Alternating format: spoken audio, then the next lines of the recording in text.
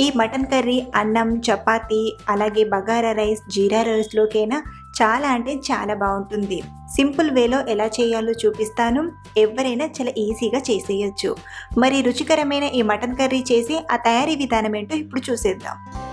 ముందుగా మటన్‌ని కట్ చేసి శుభ్రంగా కడిగి తీసుకోండి. ఇక్కడ నేను అర కేజీ వరకు అంటే 500 గ్రాముల వరకు మటన్ తీసుకున్నాను. ఇలా కడిగి తీసుకున్న మటన్‌లోకి ఒక 2 టేబుల్ స్పూన్ల వరకు కారం. ఫ్రెండ్స్, ఇక్కడ మీరు తినే స్పైసీని బట్టి కారం తీసుకోండి. అంటే మీరు కారం ఎక్కువగా కావాలి అనుకుంటే ఇంకొంచెం కారమైనా తీసుకోవచ్చు.